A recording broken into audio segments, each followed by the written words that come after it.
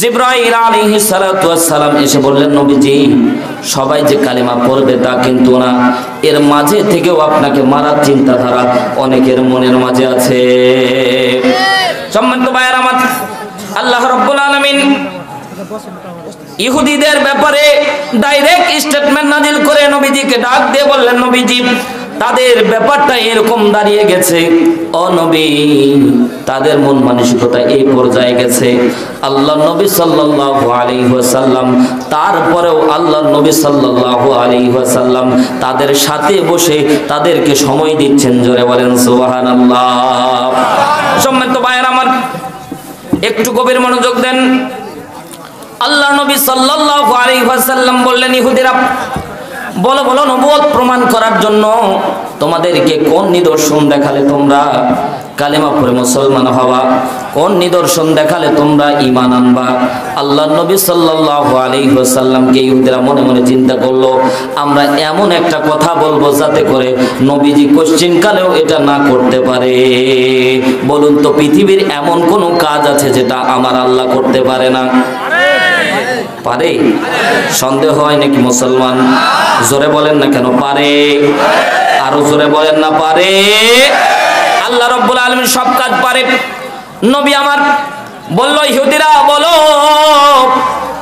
কোন আমলটা করলে, কোন নিদর্শন দেখালে তোমরা কালেমা পড়বা? ইহুদিরা বলছে, ইয়া রাসূলুল্লাহ আমরা আপনাকে একটা জিনিস বলবো, তাফসীর থেকে কথা বলতেছি, গাজাখুরি গল্প না।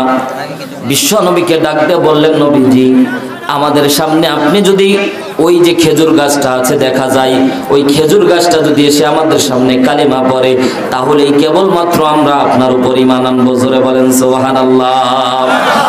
মদিনার মধ্যে গেলে দেখতে পাবেন এখনো নিদর্শন হয়ে সেই খেজুর গাছ দাঁড়ায় আছে। ও মুসলমান বলেন তো খেজুর গাছ কি কথা বলতে পারে? জোরে বলেন। আমি যদি বলি কোরআন দিয়ে দলিল দেই তাহলে মানবেন? মাশাআল্লাহ, দারুণ কথা বলছে। আল্লাহ বলাইলে পারে, কথা কোন ঠিক কিনা? প্রত্যেকটা প্রাণী, প্রত্যেকটা মাখলুকাত, প্রত্যেকটা জীব জন্তু, প্রত্যেকটা গাছগাছালি নিজের ভাষায় রবের নামে তাসবিহ পাঠ করে। জোরে বলেন সুবহানাল্লাহ। রব্বে কারীম সূরা সফ 1 নম্বর আয়াতে আল্লাহ রাব্বুল আলামিন বলেন, সাব্বাহা লিল্লাহি মা ফিস সামাওয়াতি ওয়া মা ফিল আরদ ওয়া হুয়াল আজিজুল হাকীম।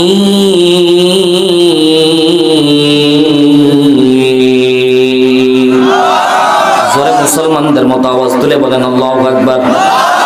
সাব্বাহা ইউসাব্বিহু ফাহুয়া তাসবিহুন, প্রশংসা আদায় করে লিল্লাহি কার?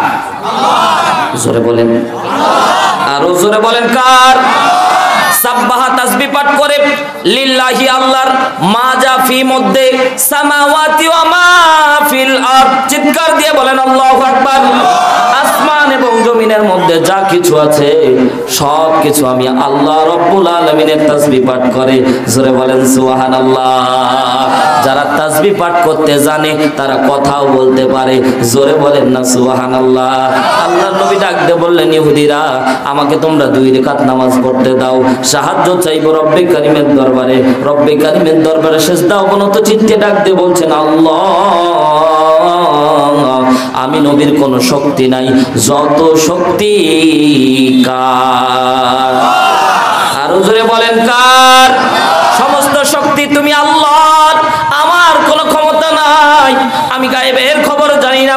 একটা টেন্ডেন্সি মাথায় রাখতে হবে মুসলমান, এ ব্যাপারে আপনাদেরকে নির্ভেজাল থাকা লাগবে। আল্লাহর নবী কিন্তু গায়েবের খবর জানতো না, কথা বলেন ঠিক কিনা? বিশ্ব নবীকে আল্লাহ যতটুকু ওহী করত ততটুকু কেবলমাত্র আল্লাহর নবী জানতো, বাদ বাকি আল্লাহর নবী সাল্লাল্লাহু আলাইহি ওয়াসাল্লাম কোনো কিছু জানতো না। যতটুকু আল্লাহ রাব্বুল আলামিন বলতেন ততটুকুই বলতে পারত। জোরে বলেন সুবহানাল্লাহ। বিশ্ব নবী সিজদায় পড়ে গেলেন, আল্লাহ তুমি যদি আমারে ক্ষমতা না দাও, তুমি যদি আমারে শক্তি না দাও, ও রব্বুল আলামিন আমি কিন্তু ওই গাছকে টান দিয়ে আনতে পারবো না। ওই গাছ এসে কথা বলবে, সামর্থ্য আমি রাসূলের নাই। তুমি আল্লাহ যদি আমারে সাহায্য না করো, আমি রাসূল কিন্তু এদের সামনে নত হয়ে যাব। আমি যদি তাদেরকে মুজিজা দেখাতে না পারি, আল্লাহ আজকে এই ইহুদিরা আমাকে নিয়ে অপমানিত করবে। কথা বলেন ঠিক কিনা? রব্বে কারীম 313 জন রাসূলকে 25 জন নবীর ব্যাপারে আল্লাহ রাব্বুল আলামিন কোরআনুল কারীমের মধ্যে স্টেটমেন্ট নাযিল করেছে স্পষ্টভাবে। হাদিসের ভাষ্য অনুযায়ী 1,24,000 মতান্তরে 2,24,000 পয়গম্বরকে আল্লাহ রাব্বুল আলামিন পৃথিবীর ধরা দামে নবুয়ত দিয়ে পাঠিয়েছিলেন। উদ্দেশ্য ছিল একটা। জোরে বলেন উদ্দেশ্য কয়টা? আরো জোরে বলেন উদ্দেশ্য কয়টা? জোরে বলেন উদ্দেশ্য কয়টা? আল্লাহ রাব্বুল আলামিন বলেন লিতুখরিজান নাসা মিনাল যুলুমাতি ইলান নূর।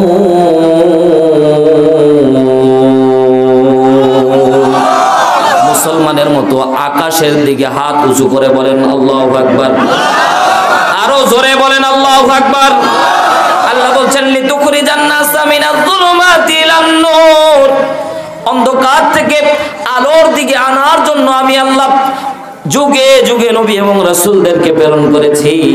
একটাই উদ্দেশ্য ছিল, যাতে অন্ধকার থেকে মানুষেরা আলোর পথে আসতে পারে। জোরে বলেন সুবহানাল্লাহ।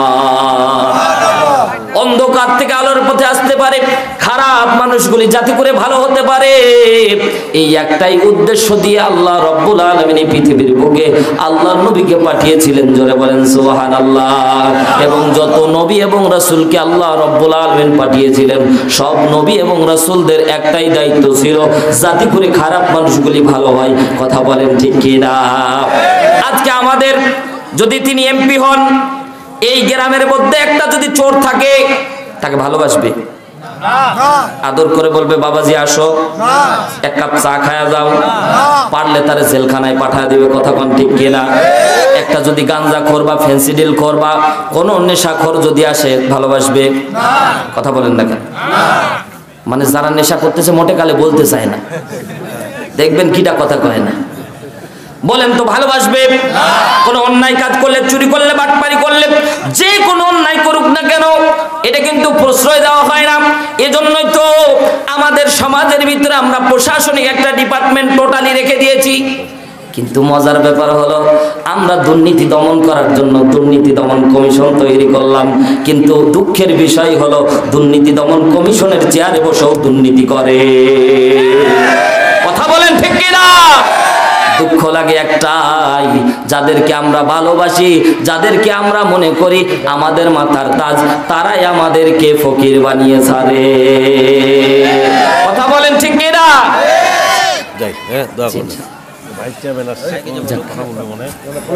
সম্মানিত ভাইয়ের আমার, এদিকে দেন টাকা। উনি ব্যস্ত মানুষ, এসে আপনাদেরকে এটুক সময় দিয়েছে, এটাই আপনাদের জন্য কপাল। কথা কোন ঠিক কিনা? আল্লাহ রাব্বুল আলামিন কবুল করুন, বলেন আমিন। সম্মানিত ভাইয়ের আমার, গভীর মনোযোগ দেন।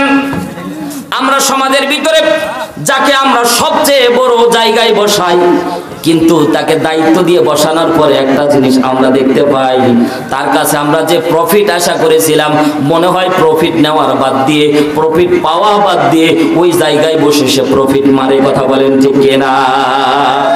সমাজের ভিতরে, আমাদের সমাজের ভিতরে আমরা যতই কথা বলি না কেন, যতই লেকচার দিই না কেন, যতই বড় বড় বলি ঝাড়ি না কেন, যে যত বড় জায়গায় থাকে, যে যত বড় জায়গায় থাকে, সুযোগ পেলে ছেড়ে দেয়। কথা বলেন ঠিক কিনা? সম্মান বলতে চাই, আল্লাহর নবী সাল্লাল্লাহু আলাইহি ওয়াসাল্লামকে পাঠানোর উদ্দেশ্য ছিল যাতে অন্ধকার থেকে আলোচ্ছন্ন মানুষগুলি অন্ধকার থেকে আলোর পথে আসতে পারে। কথা বলেন ঠিক কিনা? এই কাজগুলি আল্লাহ রাব্বুল আলামিন নবী এবং রাসূলদেরকে আল্লাহ রাব্বুল আলামিন সুন্দর করে দিয়েছে, যাতে করে মানুষগুলি অন্ধকার থেকে আলোর পথে আসতে পারে, জাহান্নামী মানুষগুলি জান্নাতি হতে পারে। কিন্তু মজার ব্যাপার হলো, আমরা যতই ওয়াজ নসিহত করি না কেন, আমরা আসল জায়গায় এক হয়ে থাকি। আমরা দুনিয়ায় একদিকে থাকলেও আমরা আল্লাহকে আল্লাহ হিসেবে মানতে চাই না, নবীকে নবী হিসেবে নবীর জায়গায় মানতে চাই না। বরঞ্চ আমাদের অবস্থান হচ্ছে এমন, আমরা যেই অবস্থানে থাকি না কেন, ওই অবস্থানেই আমরা অনড়ট থাকি। কথা বলেন ঠিক কিনা? মুসলমান গভীর মনোযোগ দেন। আল্লাহর নবী সাল্লাল্লাহু আলাইহি সাল্লাম তাফসীর ইবনে কাসিরের বর্ণনা এসেছে নবী আমার সিজদায় পড়ে কান্না করতেছে। আল্লাহ রাব্বুল আলামিন ওহী নাজিল করে জিবরাইলকে বললেন, নবীজি আপনি কাঁদবেন না, বরঞ্চ আপনি দাঁড়ায়া পড়েন, আপনি আঙ্গুলের ইশারা করে ডাক দিতে দেরি হবে, ওই গাছ এসে কালিমা পড়তে দেরি করবে না। লিল্লাহি তাকবীর। সম্মানিত ভাইরা আমার, আপনারা কি রাগ করতেছেন? আপনারা কি কষ্ট পাচ্ছেন? ও ভাই, অনেকেই আছে যে নেতারে ভালোবাসে শুধু দেখার জন্য, ঠিক না? কথা বলেন না, আমি ভুল বলে কাউন্টার দিবেন। নেতারে খুশি করার জন্য দেখেন এই মাহফিলকে তারা ভালোবাসে না। কথা বলেন না কেন? মুসলমানের মতো আওয়াজ তুলেন, নেতার সাথে চলে গেল, ঠিক না? কোরআনকে যদি মহব্বত করতো তাহলে ওভাবেই থাকতো। কথা বলেন ঠিক কিনা? সময়ের ব্যবধানে দেখতে পাবা কিয়ামতের দিন ভিডিও চিত্রের মধ্যে দেখানো হবে, পালানোর জায়গা পাবো না। কথা বলেন ঠিক কিনা? এত সহজ, অতগুলো গুড় হাফ কেজি না, মনে করেছে 2 দিনে, বেশি দিনের কত পাতি নেতা দেখলাম লুঙ্গি পড়তে পড়তে হঠাৎ চশমা কপালে নাই, চোখে নাই, কপালে দিয়ে বেড়ায়। জোরে বলতে হবে, কথা বলেন ঠিক কিনা? কত পাতি নেতা দেখলাম হঠাৎ করে আঙ্গুল ফুলে কলা গাছ। টুডে টুমরো পালানোর জায়গা পাবে না। দুনিয়ার মধ্যে পার পেলেও আসমানের মালিক পার দেবে না। কথা বলেন ঠিক কিনা? যত বড় চিটার বাটপার মদবাস জুলুমবাজ যত প্রকার লোক আছে দুনিয়ার মধ্যে, তারা পার পেলেও আল্লাহ তাদেরকে পরকালে তাদেরকে ছাড় দেবে না। কথা বলেন ঠিক কিনা? আল্লাহ বলছেন, ইন্নাল্লাহা লা ইয়াযলিমু মিসকালা যাররা, আমি আল্লাহ তাআলা নিজে জুলুমকে পছন্দ করি না, যারা জুলুম করে আমি আল্লাহ তাদেরকেও পছন্দ করি না। সুবহানাল্লাহ বলবেন না? তার মানে যারা জুলুম করে তাদেরকে আল্লাহ পছন্দ করে না। যারা আজকে কোরআনের মাহফিলে আসলেন, বসলেন, আল্লাহ রাব্বুল আলামিনের কাছে এই তথ্য আছে না নাই? আল্লাহ কি দেখতে পাচ্ছেন? বলেন না, আল্লাহ দেখতে পাচ্ছেন? আচ্ছা বলেন তো, আল্লাহর আকার আছে?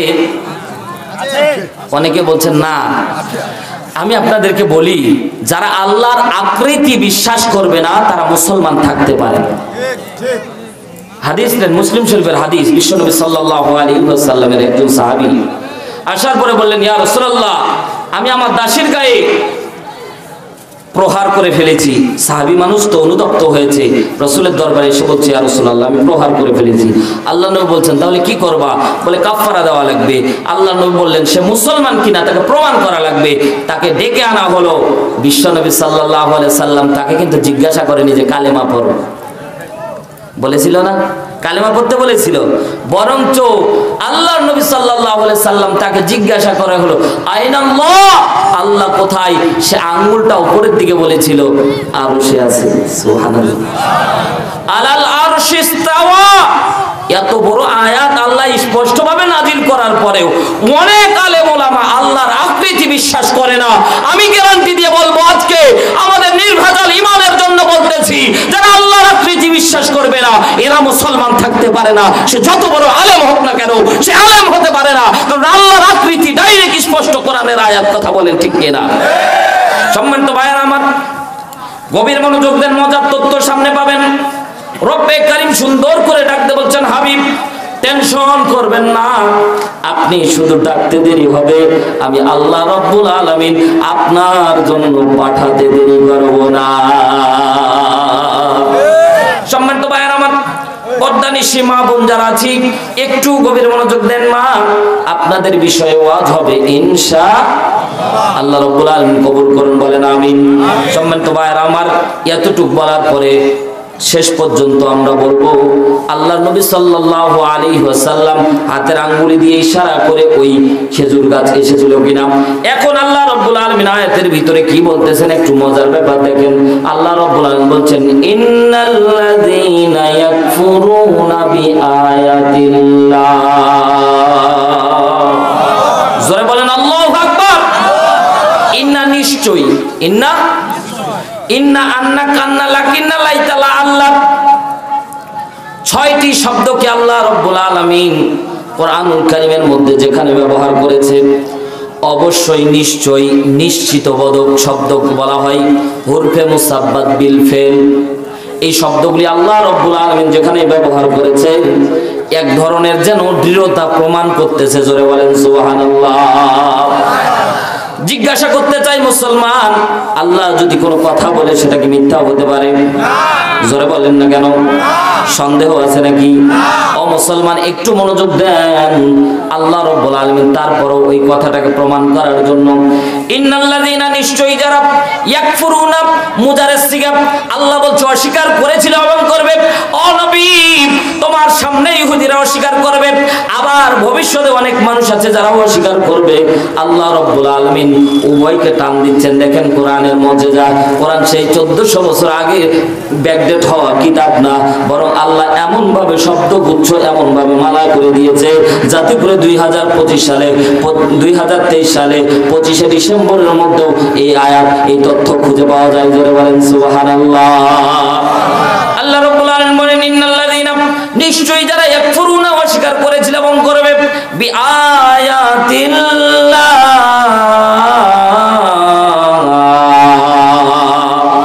নিশ্চয়ই যারা অস্বীকার করেছিল এবং করবে বিআয়াতিল্লাহ, আল্লাহর কোরআনের আয়াত। জোরে বলেন সুবহানাল্লাহ।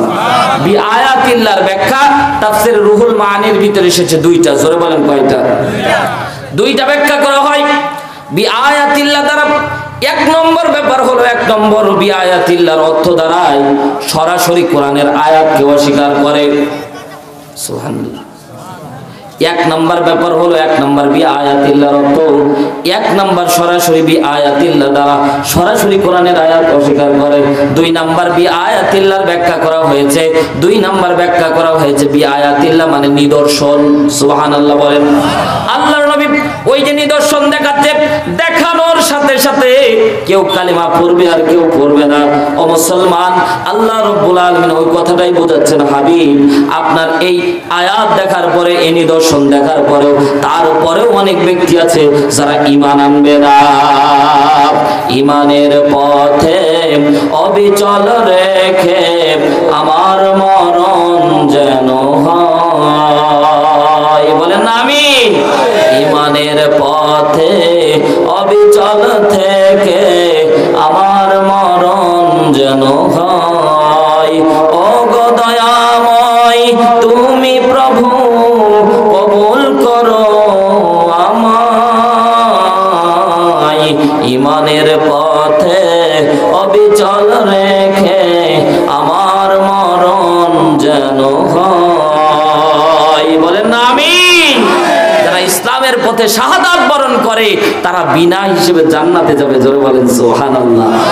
সম্মানিত ভাইরা আমার, আল্লাহ নবী সাল্লাল্লাহু আলাইহি ওয়াসাল্লামকে আল্লাহ রাব্বুল আলামিন বলছেন, হাবিব তারা অস্বীকার করবে, আপনি নিদর্শন দেখালেও তারা অস্বীকার করবে। এবার দেখেন, এক নাম্বার যে অর্থ করা হলো বিআয়াতিল্লাহ, সরাসরি কোরআনের আয়াত। যেহেতু তাফসীরুল কোরআন মাহফিল, তাফসীর আকারে এই কথাগুলি স্মরণ। সম্মানিত ভাইয়েরা আমার, বিআয়াতিল্লাহ দ্বারা সরাসরি কারা আল্লাহর আয়াতকে অস্বীকার করলো? এখানে আপনাদের সামনে আমি জিজ্ঞাসা করতে চাই, এখানে অন্তত যারা বসে আছি, বলেন দেখি আমরা কি কোরআনের আয়াত অস্বীকার করি? বলেন না। যারা কথা বললেন না মনে হয় অস্বীকার করেন। বলেন না অস্বীকার করেন নাকি? অনেক মানুষ এখানে বসে আছি যারা আমরা কোরআনের আয়াত অস্বীকার করি। ও আল্লাহর বান্দারা, সরাসরি আল্লাহ রাব্বুল আলামিন কোরআনুল কারীম আপনাকে আমাকে ফু দেওয়ার জন্য এই কোরআনুল কারীম আল্লাহ রাব্বুল আলামিন আপনার আমার কাছে পাঠায় নাই, বরঞ্চ আল্লাহ রাব্বুল আলামিন এই কোরআনুল কারীম পাঠিয়েছে এই কোরআন দিয়ে যাতে পার্লামেন্ট শাসিত হয়। কথা বলেন ঠিক কি না? সুদ থাকবে না, দুর্নীতি থাকবে না, টেন্ডারবাজি থাকবে না, অন্যায় থাকবে না, ঘুষ থাকবে না, কোনো কিছু থাকবে না যদি কোরআন দিয়ে শাসন করা হতো। কথা বলেন না কেন? এই কোরআনের আইন বাংলাদেশের মধ্যে অনেক মুসলমান আছে যারা 5 ওয়াক্ত নামাজ পড়তে ভালোবাসে, রমজান মাসে রোজা রাখতে ভালোবাসে, হজ করতে ভালোবাসে, কিন্তু আল্লাহর নামের কসম করে বলি, যখনই কোরআন দিয়ে রাষ্ট্র শাসিত হবে এই কথা তাদের মাথার মধ্যে ঢুকে, তখন মাথার মধ্যে যেন তাদের মগজের নাড়া দিয়ে উঠে। কথা বলেন ঠিক কি না? কিরে হুজুর এতক্ষণ তো ভালো ছিল, এখন আবার কোন লাইনে যাই? কথা বলেন না কেন ভাই? সম্মানিত ভাইয়েরা আমার, আল্লাহ রাব্বুল আলামিন বলছেন সূরা মাইদা, নোট করে নিয়ে যান, গাজাখুরি গল্প বলার জন্য শরীফ সূরা মাইদা 44 নম্বর আয়াতে আল্লাহ রাব্বুল আলামিন শেষ অংশে ডাক দিয়ে বলছেন, ওয়ামান লাম ইয়াহকুম বিমা আনজালাল্লাহ ফাউলাইকা হুমুল কাফিরুন।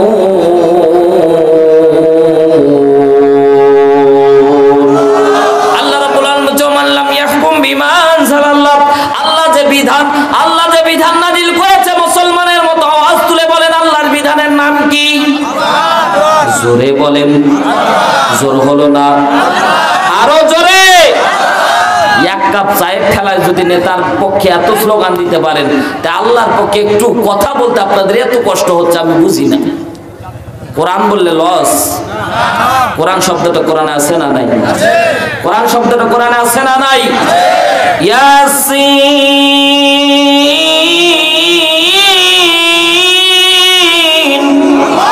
ওয়াল কুরআনিল হাকীম আর রহমানু আল্লামাল কুরআন।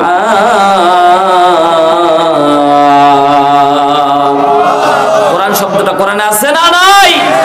এজন্য কোরআন শব্দটা বললে সওয়াব আছে, এজন্য মহব্বতের সাথে বলুন ওয়ামান লাম ইয়াহকুম বিমা আনজালাল্লাহ। আল্লাহ যে আয়াত, আল্লাহ যে বিধান নাজিল করেছে, এই বিধানের নাম কি? আল্লাহ বলছে আমার মুসলমান যারা মুসলমান দাবি করবে, আমার আয়াত দ্বারা দেশ শাসন হোক, এটা যারা চায় না, ফাউলাইকা হুমুল কাফিরুন। আল্লাহ বলে আমি আল্লাহর ভাষায় তারা নির্ভেজাল কাফের, কোনো সন্দেহ নাই। কথা বলেন ঠিক কিনা?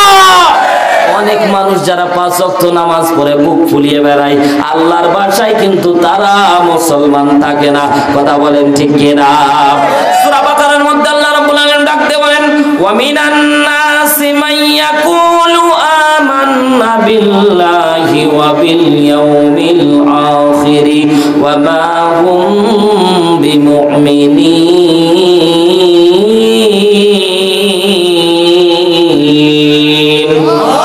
আল্লাহ রাব্বুল আলামিন জমিনান নাসি মাইয়াকুলু, হাবিব আপনি দেখতে পাবেন অনেক মানুষ আছে, ইয়াকুলু তারা বলছে এবং বলবে হাবিব আপনার পিছনে দাঁড়িয়ে তারা অনেকভাবে চিন্তা ভাবনা করবে, অনেকভাবে বলবে। ইয়াকুলু তারা বলছে এবং বলবে, ভবিষ্যতেও বলবে আমান্না বিল্লাহ, আল্লাহর প্রতি ঈমান আনলাম, ওয়া বিল ইয়াউমিল আখির, আখিরাতের প্রতি ঈমান আনলাম, ওয়া মা হুম বিমুমিনিন, আমি আল্লাহর রেড সিগন্যাল দিয়ে জানায়া দিচ্ছি, আমি আল্লাহ বলে দিচ্ছি তারা কোশ্চিন কালেও মুসলমান থাকতে পারে না। কথা বলেন ঠিক কিনা? সম্মানিত ভাইয়েরা আমার, গভীর মনোযোগ দেন, খুব অল্প শর্ট টাইমের ভিতরে ছেড়ে দেব, আপনাদের মোটেও ধৈর্যের ত্রুটি ঘটাবো না। মুসলমান আমরা যতই ওয়াজ শুনি না কেন, যদি ফজরের নামাজ না পড়ি তাহলে আমাদের বিপদ। কথা বলেন ঠিক কিনা? সম্মানিত ভাইয়েরা আমার, আমাদের টেন্ডেন্সি হলো গভীর রাত পর্যন্ত ওয়াজ শুনি কিন্তু ফজরের নামাজ পড়ি।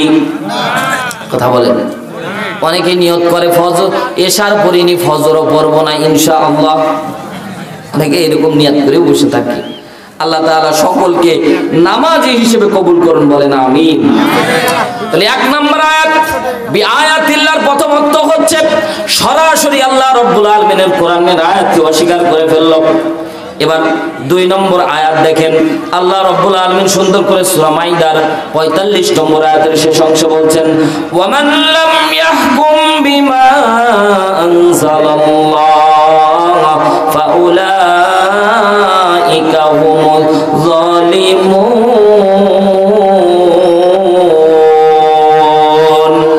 আল্লাহ বলছে আমি আল্লাহর বিধান যারা মানতে চায় না, আমি আল্লাহর ভাষায় তারা জালিম, তারা জালিম। আর যারা জালিম হবে তারা কোশ্চিন কালেও জান্নাতে প্রবেশ করতে পারবে না। সম্মানিত ভাইয়েরা আমার, জুলুম করতেছো করো, আরো করো, কিন্তু যদি মুসলমান হিসেবে জান্নাতে যেতে চাও, সুন্দর করে আমার কলিজার টুকরা ভাই কবরের কথা বলতেছিলেন, ও ভাইয়েরা দুনিয়ার মধ্যে যতই কথা বলেন না কেন, দুনিয়ার মধ্যে যতই কর্মকাণ্ড করেন না কেন, দুনিয়ার মধ্যে যত ক্ষমতা দেখান না কেন, মানুষের শেষ স্থান কবরস্থান। জোরে বলেন ঠিক কিনা? আরো জোরে বলেন ঠিক কিনা? মানুষের শেষ স্থান কবরস্থান, ওয়া ওয়া করতে করতে 3.5 হাত কাপড় পরিধান দুনিয়ার মধ্যে ল্যাংটা হয়ে ওয়া ওয়া করতে এসেছেন। আবার এই দুনিয়ার থেকে কোটি টাকার সম্পদ সব করে থাকবে, আপনাকে আবার উলঙ্গ করে আপনাকে আবার 3.5 হাত চকলেট মুড়ি দিয়ে কবরস্থানে রেখে আসবে। দুনিয়ার মধ্যে অনেক ক্ষমতা দেখাছো, 3টা বেরি দিয়ে তোমার রেখে দেওয়া হবে। এতদিন ক্ষমতার বলে অনেক কথা বলেছ, কিন্তু আজকে এমন ভাবে চকলেট মুড়ি দিয়ে তোমাকে রাখা হবে, কোশ্চিন কালেও তুমি একটা শব্দ উচ্চারণ করতে পারবে না। কথা বলেন ঠিক কিনা? মুসলমান, আল্লাহ রাব্বুল আলামিন বলেন, আল্লাযী খালাকাল মাউতা ওয়াল হায়াতা লিয়াবলুয়াকুম আইয়ুকুম আহসানু আমালা ওয়া হুয়াল আজিজুল গফুর।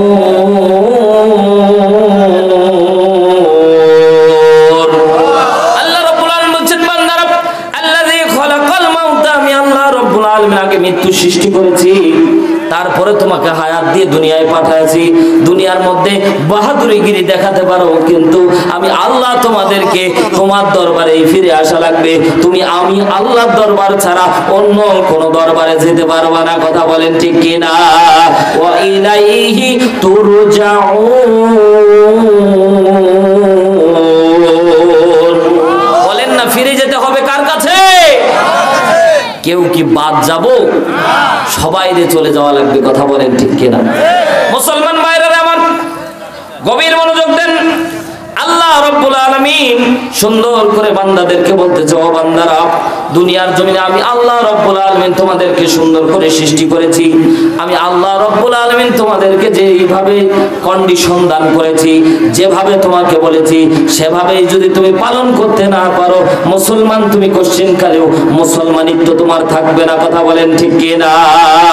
জিকির করেন লা ইলাহা ইল্লাল্লাহ। সাউন্ডটা এই হালত কেন্দ্র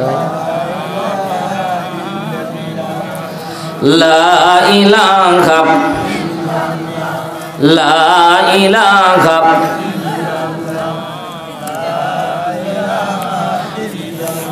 লা ইলাহা ইল্লাল্লাহু মুহাম্মাদুর রাসূলুল্লাহ সাল্লাল্লাহু। সম্মানিত ভাইরা আমার, আজকে আমাদের এই জায়গায় একটা মাদ্রাসার উদ্যোগে মাহফিল। কথা বলেন ঠিক কিনা? এখানে আপনাদের সন্তানেরা আসুক, আলেম হোক, এটা আপনারা চান তো ইনশাআল্লাহ? ও আল্লাহর বান্দারা, আচ্ছা বলেন তো, আজকে যদি আপনার কোনো সন্তান যদি এখানে বসে যদি আলোচনা করতো, আপনার প্রাণটা ভরে যেত না? কথা বলেন, জোরে বলতে হবে। তাহলে আমাদের প্রত্যেকের যারা সন্তান আছে, অন্তত পক্ষে আমরা দ্বীনি শিক্ষা দিব। কথা বলেন ঠিক কিনা? কারণ বর্তমান সময়ের কারিকুলাম, শিক্ষা বোর্ডের যে অবস্থা, জেনারেল শিক্ষায় সব কিরিং কিরিং সাইকেল চালাই ফেরে বলা যায়। কথা বলেন ঠিক কিনা ভাই? এই শিক্ষা দেখায়, আবার টিচারদেরকে ট্রেনিং দেওয়াচ্ছে ব্যাঙের লাফ কেমনে লাফাইতে হয়। জোরে বলেন নাউজুবিল্লাহ। সমাজ থেকে আজকে শিক্ষা ব্যবস্থাকে সমূলে উৎপাদন করা হচ্ছে। কথা বলেন ঠিক কিনা? কিন্তু কথা বলার কোনো চান্স, এগুলো বললেই আমাদের দোষ। কথা বলেন ঠিক কিনা? এক দেশে এক রাজা ছিল, তো রাজা বলতেছে এলাকার দর্জি যারা আছে তারা কাপড় সেলাই করে। কথা বলেন ঠিক কিনা? সব দর্জিদেরকে ডাক দিয়ে বললো, এ দর্জিরা, তোমরা আমার জন্য একটা ব্যতিক্রম ধর্মী পোশাক তৈরি করবা, যে পোশাক দেখে সবাই ভালো বলে, আনকমন, দুনিয়ার মধ্যে এমন পোশাক পরেনি, এই পোশাক তৈরি করবা। কিন্তু কেউ মিলাতে পারছে না কোন পোশাক তৈরি করে দেব, কোন পোশাক তৈরি করে দেব। এইরকম চিন্তাধারা যখন না দর্জিদের মাঝে কাজ করলো, সবাই বলল, না, এরকম চিন্তাধারা তো আমাদের মাঝে আসে না। 100 দর্জিকে একসাথে মেরে ফেললো। বিপদ। একজন খুব চালাক দর্জি দৌড়ে আসলো, রাজা, আমি একটা পোশাক বানাবো, তবে শর্ত হচ্ছে আমাকে বিশাল একটা ঘর দেওয়া লাগবে, ঘরের ভিতরে আমি আনকমন পোশাক পরাবো, জীবনও কেউ দেখেনি। রাজা মশাই তাকে ঘর দিয়ে দিল, পুরা ঘরের ভিতরে সে পোশাক তৈরি করতেছে, কিন্তু ঘোড়া রান্না পোশাক তৈরি করে না, খালি বসে বসে খায়। এইভাবে খাইতে খাইতে 1 মাস পর রাজা মশাই বা চেক দিতে আসলো, কিরে পোশাক তৈরি হয়েছে? বলছে হ্যাঁ রাজা মশাই পোশাক তৈরি হয়েছে, ঘোড়া আপনি বাইর করেন আর মানুষদেরকে দেখানোর জন্য আপনি বাইর করবেন, তবে আমার পোশাকের একটা বৈশিষ্ট্য আছে, আমার পোশাক যারা দেখতে পাবে না তারা জারজ সন্তান হবে। মজার ব্যাপার দেখেন, পোশাক দেখতে যারা পাবে না তারা কিন্তু জারজ সন্তান। এবার রাজা মশাই ঢুকলো, দেখতেছে কিরে পোশাক নাই। রাজা মশাই বলতেছে পোশাক কই? এবার দর্জি বলতেছেন পোশাক আছে, এটা দেখা যাবে না। সুবহানাল্লাহ। টেকনিক করলো, পোশাক দেখা যাবে না, পোশাক খুলেন। সব পোশাক খুলে ফেলা হলো, কাপড় পরিধান করায় দিল। এবার বলতেছে রাজা আপনি দেখান যান আপনার প্রজাদেরকে। এবার দর্জি বলতেছেন রাজা পোশাক কেমন হইলো? এবার যদি বলে পোশাক দেখা যায় না তাহলে তো জারজ সন্তান, বিপদ কম না বেশি? বলছে না খুব সুন্দর পোশাক বাইর হয়েছে। মন্ত্রীরা সব তোর, কিরে রাজা পাগল হলো না কিরে? সব দৌড় মেরেছে। বলছে দাঁড়া দাঁড়া, আমার পোশাকের বৈশিষ্ট্য হচ্ছে আমার পোশাক যারা দেখতে পাবে না, আমার পোশাক যারা দেখতে পাবে না তারা জারজ। আবার তারা উল্টা দিকে দৌড় বলতেছে বাদশা খুব সুন্দর পোশাক। বলে মন্ত্রী কেমন রে? বিউটিফুল। কি ফুল? বিউটিফুল। এমন পোশাক রাজা জীবনেও দেখিনি। আসলে দেখেছি, জীবনেও দেখিনি। ও কিন্তু সত্য কথা বলতেছে। এবার বলছে এই পোশাক তো আমার সারা দেশের মধ্যে দেখানোর দরকার। যখনই বের হয়েছে তখনই কিন্তু ছোট্ট ছোট্ট বাচ্চা, যতই আপনি বলেন ছোট্ট বাচ্চারা কিন্তু সত্যই কথা কয়, কথা কন ঠিক কিনা? ঘরের মধ্যে টাকা পান, ঘরের মধ্যে বল্টুর বাপ বলে ডাক দিয়েছে, বল্টুর বাপ বলেছে যা বলবি যে বাবা ঘরে নাই। ও এসে ঠিকই বলতেছে বাবা বলল বাবা ঘরে নাই, কথা কন ঠিক কিনা? যখনই বের হয়েছে তখনই ছোট্ট ছোট্ট বাচ্চারা বলতেছে বাচ্চা ল্যাংটা রে। তো বাচ্চা বলছে তোরা জারজ হয়ে যাবি রে। ওই কি আর জারজ, তুমি ল্যাংটা, কথা কন ঠিক কিনা? যতই চোখ ধুলা দিয়ে কিরিং কিরিং সাইকেল চালা শিখাও না কেন, এ জাতিকে অন্ধ করা যাবে না, কথা বলেন ঠিক কিনা? কারণ এই জাতিকে শিক্ষা দেওয়ার জন্য এই যে মাদ্রাসাগুলি খুলে দেওয়া হয়েছে। যারা বলেন সুবহানাল্লাহ, আরো যারা বলেন সুবহানাল্লাহ। এই মাদ্রাসাগুলিতে সন্তানকে দেবেন, সন্তান আলেম হবে, সন্তান হাফেজে কোরআন হবে, সন্তান আপনার জানাজা পড়াবে। সুবহানাল্লাহ বলেন। এই যে ছোট্ট ছোট্ট বাচ্চাগুলি জানাজা পড়াইলো, ভালো লাগলো না বাজান? কথা বলেন না কেন? আপনি মারা যাবেন, আমাদের মতো ভাড়াইটা মৌলবি এনে 500 টাকা দিয়ে বা 100 টাকা হাদিয়া দিয়ে জানাজা পড়ান, আল্লাহর কসম কোন রকমের ফায়দা। রাত 2টার দিকে যখন ফোন আসে বাজান, সত্য কথা আপনাদের কাছে কয়া যায়, রাত 2টার দিকে যখন ফোন আসে বল্টু বলে বা হুজুর আমার বাবা মরে গেছে, কয় না? তাড়াতাড়ি আসেন হুজুর। হুজুর বলেন দেখি এই রাত 2টার দিকে কোন কোন শীতে উঠতে চাইবে? কোন রকম উঠে না। যায় বল্টু হুজুর উঠেন হুজুর, কয় না? উঠাই নিয়ে আসলো, জানাজা পড়াবে হুজুর।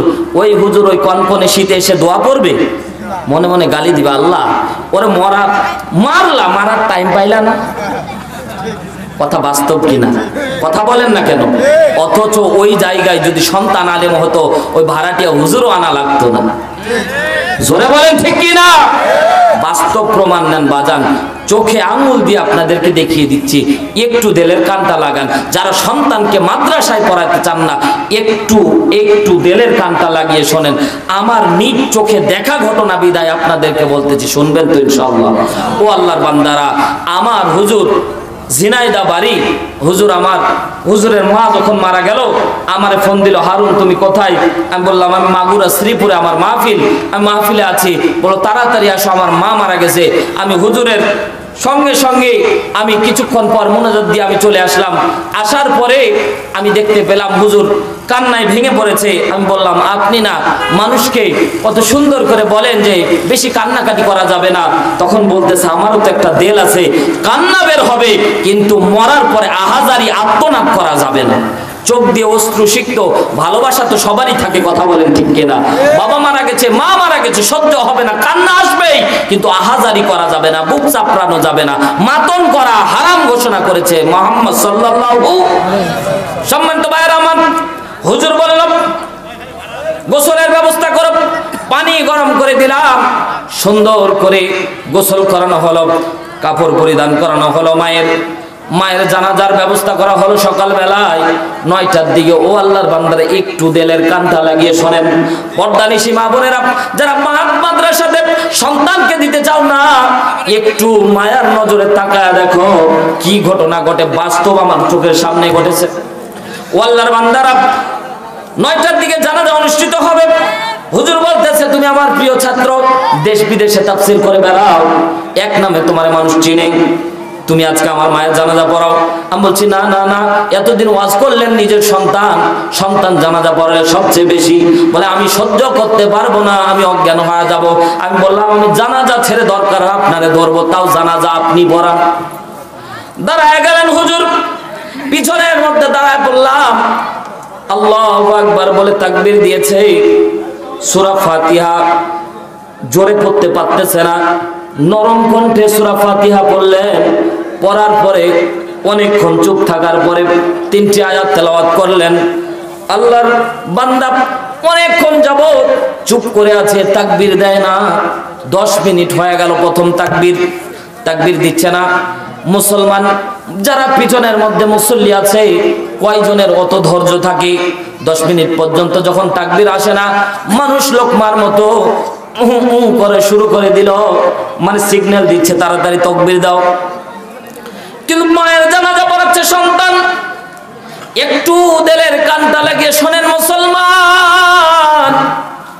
10 মিনিট যাবত কান্না করতেছে সন্তান, দ্বিতীয় তাকবীর দেয় না। মনে মনে চিন্তা করলাম, কিরে তাকবীর ধ্বনি যেহেতু আসতেছে না, আমার মনে হলো হুজুর মনে হয় অজ্ঞান হয়ে গেছে, হুজুর মনে হয় সেন্সলেস হয়ে গেছে। আমি জানাজাটা বাদ দিয়ে দিলাম, যায় হুজুরকে একটু চিমটি কেটে দেখলাম না সেন্স ঠিক আছে। আমি আর জানাজার মধ্যে দাঁড়ালাম না, পাশে দাঁড়িয়ে থাকলাম, সিকিউরিটি গার্ডের মতো দাঁড়িয়ে থাকলাম। আবার তাকবীর দিল। দ্বিতীয় তাকবীর দেওয়ার পরে মিনিমাম 15 মিনিট, আন্দাজ করেছিলাম ঘড়ি দেখিনি, মিনিমাম 15 মিনিটের ওপর পর্যন্ত দ্বিতীয় তাকবীর দেয়নি। কান্না করতেছে অঝর নয়নে, কান্না করতেছে। আমার লাইফে দেখা একটা জানাজা আমি দেখেছি, আলেম সন্তান হলে মায়ের জন্য কতটা সৌভাগ্যের দ্বার খুলে যায়। দ্বিতীয় তাকবীর হলো, 25 মিনিট চলে গেল। ও আল্লাহর বান্দারা, তৃতীয় তাকবীর যখন দেয়, আল্লাহর বান্দা তৃতীয় তাকবীর যখন দেয়, মিনিমাম আরো 15 মিনিট চলে গেল। এভাবে 40 মিনিট পর্যন্ত তাকবীর দেয় না। শেষ পর্যন্ত চতুর্থ তাকবীর দিয়ে কোন রকমের সালাম ফিরালো, জানাজা দিয়ে কবরস্থ করে সবাই চলে গেল। আমি হাতটা ধরে বললাম, হুজুর একটা জিনিস আমি চিন্তা করে দেখলাম, কি কারণে আপনি এত লং টাইম, আমার লাইফের মধ্যে এরকম জানাজা আমি কোনোদিন দেখিনি, জীবনে অনেক জানাজা পড়িয়েছি, আল্লাহর কসম করে বলি এই ছোট্ট বয়সে 5-17 অধিক জানাজা পড়িয়েছি, কিন্তু 3 থেকে 4 মিনিটের বেশি সময় লাগে না। কথা বলেন ঠিক কিনা?